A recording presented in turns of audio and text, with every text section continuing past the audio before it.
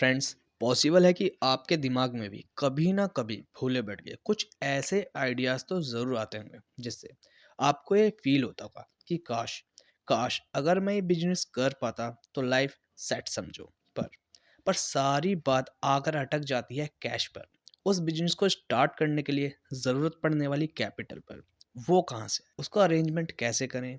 उसी से रिलेटेड एक रियल लाइफ स्टोरी जिसमें उन्होंने महज 7 दिनों में 10 करोड़ रुपए जमा किए, जिससे आपको एक इंस्पिरेशन मिल सके। सो फ्रेंड्स, गुंजोलस नाम का एक लड़का जब कॉलेज में पढ़ता था तो उसे अपने कॉलेज में बहुत सी कमियां दिखाई देती थी, जिसका उसे विश्वास था कि अगर वो इस कॉलेज का हेड बन जाए तो वो इन सारी कमियों को दूर कर सकता है। तभी से उसने सोच लिया कि किस तरह मैं भी खुद का एक कॉलेज बना सकूं जिसमें मैं अपने सारे आइडियाज को इम्प्लीमेंट कर सकूंगा, जिसके लिए उसे 10 करोड़ रुपए की जरूरत थी। अब इतनी बड़ी अमाउंट किसी भी इंसान के लिए इतनी जल्दी जुटाना बहुत ही ज्यादा मुश्किल होता है, और इसी आइडिया के चलते उनकी हालत ऐसी हो चुकी थी कि उठते बैठते सोते जागते आते जाते हर वक्त उन्हें वो आइडिया दिल में और 10 करोड़ रुपए का अरेंजमेंट करने का दिमाग में ख्याल हमेशा रहता। क्योंकि गुंजोलस एक फिलोसोफर थे, जिसकी वजह से उन्हें इस बात का अच्छी तरह से पता था कि किसी भी काम को करने के लिए उसे एक टारगेट देना, एक गोल देना खुद को बेहद ज्यादा जरूरी होता है, ताकि उसे पूरा करने के लिए लोग अपने सारे एफर्ट डाल सकें। उन्हें इतना सब तो पता था, बट वो ये नहीं जानते थे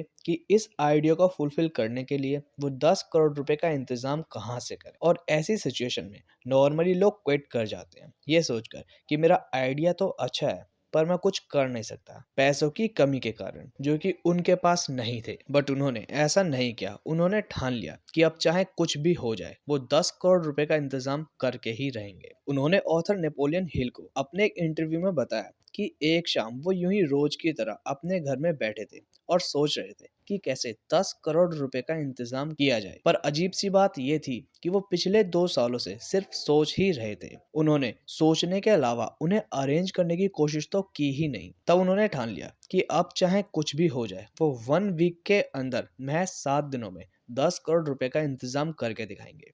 जैसे ही उन्होंने खुद को 1 वीक का टाइम दिया, 1 वीक का गोल ऑटोमेटिक सिलेक्ट हो गया, और मानो जैसे एक नई एनर्जी बॉडी में दौड़ पड़ी हो। दिमाग एकदम से हल्का सा हो गया, जैसे मानो उन्हें 10 करोड़ रुपए मिल ही गए हो। और उन्हें ऐसा फील हुआ कि मानो कोई उनसे कह रहा हो कि ये डिसीजन उन्होंने पहले क्यों नहीं लिया, ये अमाउंट कब से उनका इंतजार कर रही थी। और फिर उन्होंने बताया कि अगली ही सुबह उन्होंने अखबार वालों को बुलाया और एक इश्तेहार दिया जिसका टाइटल था कि अगर मेरे पास 10 करोड़ रुपए हो तो मैं उनका क्या करूंगा। What can I do if I have 10 crore rupees. उन्होंने कहा कि उन्हें नहीं पता था कि इसका रिजल्ट क्या होगा, बट फिर भी उन्हें एक अंदर से स्ट्रॉन्ग वाली फीलिंग आ रही थी कि जो भी होगा सब अच्छा ही होगा। तो वो तुरंत अपने लिए लेक्चर तैयार करने में लग गए, जिसको वो ऑलरेडी 2 सालों से दिमाग में घुमा रहे थे।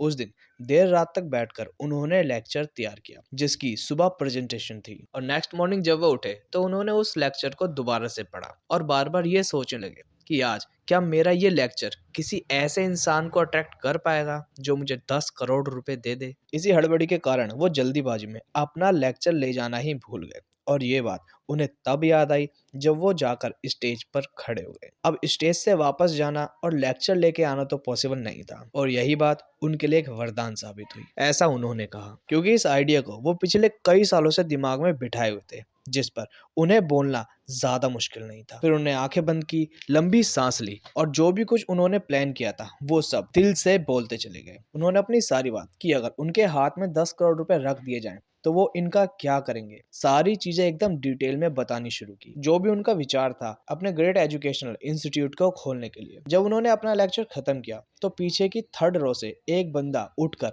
धीरे धीरे उनके पास आया और बोला, मुझे आपने जो लेक्चर बोला और आपके उस प्लान पर पूरा भरोसा है, और लगता है कि जो आपने बोला आप वो कर सकते हो। जिन्होंने मुझे नेक्स्ट डे अपने ऑफिस में बुलाया, जिनका नाम फिलिप डी आर्मर था। और नेक्स्ट मॉर्निंग जब वो आर्मर के ऑफिस पहुंचे तो वह उन्हें उनके सपनों को पूरा करने के लिए 10 करोड़ रुपए उनका इंतजार कर रहे थे, जिन पैसों से उन्होंने आर्मर इंस्टीट्यूट ऑफ टेक्नोलॉजी की शुरुआत की। इलिनियस इंस्टीट्यूट ऑफ टेक्नोलॉजी कहा जाता है। एक्चुअली 10 करोड़ रुपए 10 करोड़ नहीं बल्कि उनकी महज एक थॉट थी, जिस थॉट को उन्होंने 10 करोड़ रुपए में कन्वर्ट किया। ये जो भी हुआ इस पर एक सिद्धांत काम करता है, एक प्रिंसिपल काम करता है, जिसको imagination power of burning desire बोलते हैं। मतलब किसी काम को करने के लिए उस पर डिसीजन लेना, उस पर गोल और एक टाइम लिमिट फिक्स करना, जो सिद्धांत आज भी उतना ही काम करता है। सो फ्रेंड्स, आई होप आपको इस वीडियो से कुछ ना कुछ नया जरूर सीखने को मिला। अगर वीडियो पसंद आया तो इसे लाइक जरूर करें और ऐसे वैल्यूएबल कंटेंट के लिए इस चैनल को सब्सक्राइब करके नोटिफिकेशन बेल आइकन जरूर प्रेस कर दें। So thanks for watching.